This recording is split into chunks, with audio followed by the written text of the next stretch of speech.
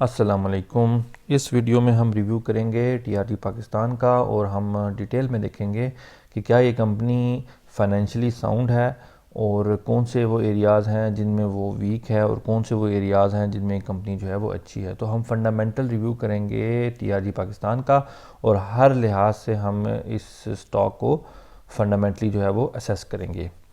तो अभी से आप इस वीडियो को लाइक कर दें और अगर आपने मेरे चैनल को सब्सक्राइब नहीं किया हुआ तो सब्सक्राइब लाजमी कर दें ताकि आपको मेरी हर नई वीडियो का नोटिफिकेशन मिलता रहे। इस वीडियो के नीचे सब्सक्राइब का बटन होगा और लाइक का बटन भी आ रहा होगा, लाइक का बटन लाजमी दबा दीजिएगा। तो हमारी जो डिस्कशन होगी वो हम चार हिस्सों में उसको डिवाइड कर सकते हैं। पहले हमने कंपनी के प्रोफाइल को देखना है, फिर हम करेंगे उसका फंडामेंटल रिव्यू, फिर जो की रिस्क एरियाज़ हैं इस स्टॉक से रिलेटेड वो हम आइडेंटिफाई करेंगे और इन द एंड मैं रेटिंग करूँगा कि कितने, अगर मैंने स्टॉक को रेट करना हो आउट ऑफ 5 तो कितने नंबर मैं इसको दूंगा, कितने मार्क्स मैं इसको दूंगा on the basis of its financial performance. तो हम अपना रिव्यू शुरू करते हैं। सबसे पहले हम देखते हैं इस कंपनी की प्रोफाइल को। तो नाम जैसा कि पता है टीआरजी पाकिस्तान है। असल चीज़ पे हम आते हैं वो है नेचर ऑफ बिजनेस। जब भी आपने किसी स्टॉक को एनालाइज करना है तो आपको सबसे पहले ये पता होना चाहिए कि उस स्टॉक का बिज़नेस क्या है, वो करती क्या है।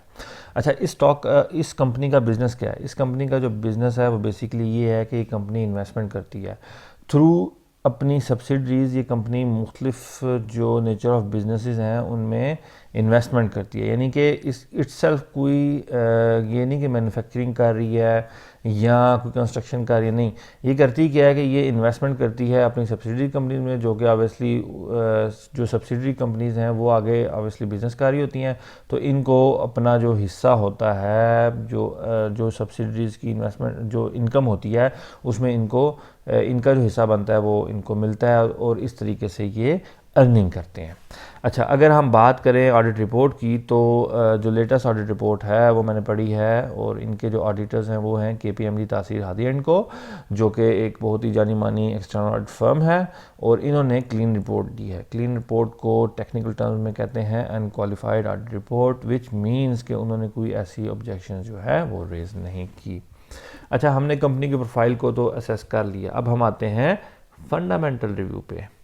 ठीक है, फंडामेंटली हम ज़रा इस स्टॉक को ज़रा देख लेते हैं। अगर हम सबसे पहले बात करें अर्निंग पर शेयर की, तो जो ईयर है लेटेस्ट ईयर 2021 जो एंड हुआ है उसमें तो कंपनी ने अर्निंग दिखाई है 47 रुपीज़ पर शेयर अर्निंग दिखाई है, जो कि अच्छी लग रही है। लेकिन याद रखें जो पिछले कितने साल हैं, 5-6 सालों से इस कंपनी ने कोई ख़ास अर्निंग नहीं की। हाँ, पिछले साल इसने अर्निंग की है और ठीक ठाक अर्निंग की है, जो कि आपको नज़र भी आ रही है। अगर हम प्राइस टू बुक वैल्यू की बात करें तो इस वक्त प्राइस टू बुक वैल्यू है 1.7, जो कि हमारी जो एक्सेप्टेबल लिमिट है उससे ज़्यादा है। अगर हम प्राइस टू अर्निंग रेशो की बात करें तो इस वक्त प्राइस टू अर्निंग रेशो बहुत अच्छी जगह पे है, यानी कि 2.7 पे है, जो कि 15 से अगर कम हो तो हमारे लिए एक्सेप्टेबल होती है, जो कि ये है। अच्छा, डिविडेंड की बात करें तो नहीं, इस कंपनी को पिछले काफ़ी सालों से इसने डिविडेंड नहीं पे किया। क्यों, क्या रीज़न है? ऑब्वियसली आपको मैंने बताया कि रीज़न ये है कि कंपनी ने अच्छा परफॉर्म नहीं किया। जब परफॉर्म नहीं किया तो डिविडेंड कैसे देगी। अच्छा, कैश फ्लो पर शेयर देखें तो वो 1.1 है और अगर हम बुक वैल्यू को देखें तो बुक वैल्यू उसकी 76 है, जो कि अच्छी खासी है। अच्छा, अगर हम बात करें करंट रेशो की तो जो वो 0.99 है, जो कि अच्छी बात है।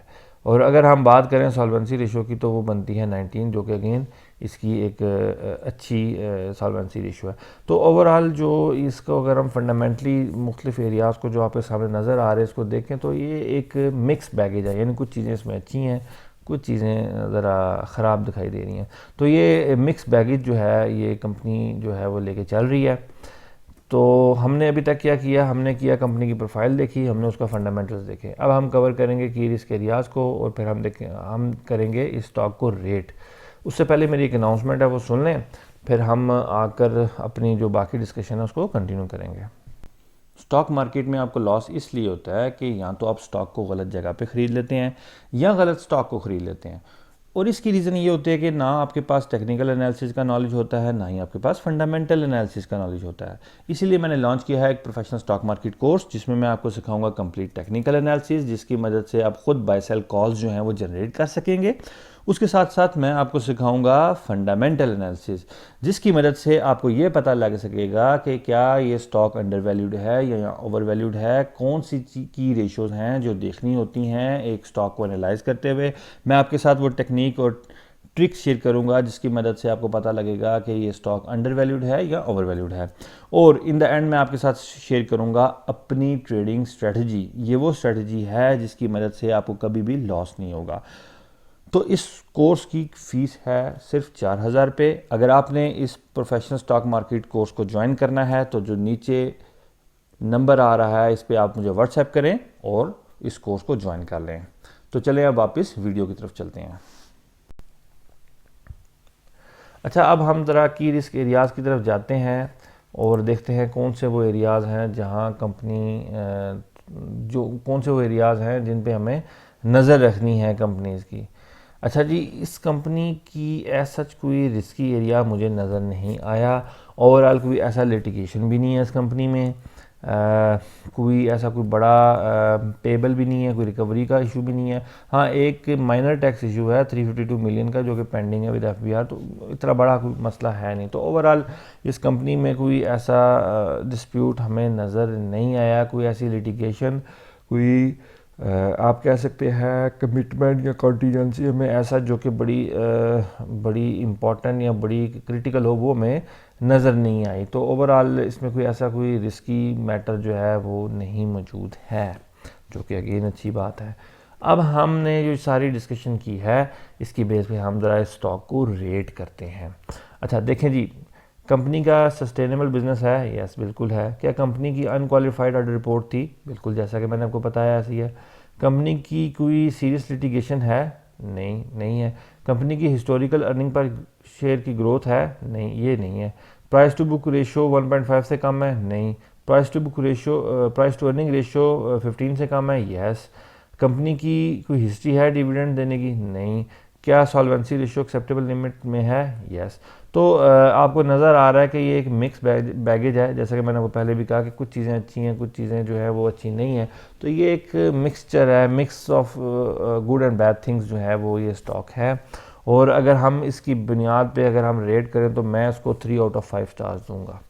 तो एक दरमियाना स्टॉक है, इसकी परफॉर्मेंस ना बुरी है ना अच्छी है, यानी कि आप कह सकते हैं पूरी परफॉर्मेंस है। कुछ चीज़ें अच्छी हैं, शायद आने वाले साल में 2 साल में आपको ये अच्छा परफॉर्म करता दिखाई दे, क्योंकि पिछले साल इसने अच्छा परफॉर्म किया है। तो ये एक इसका पूरा कंप्लीट रिव्यू है। उम्मीद है आपको अच्छे तरीके से इसके रिव्यू की समझ लगी होगी। अगली वीडियो तक के लिए मेरी तरफ से खुदा हाफिज़, फ़ी अमानिल्लाह।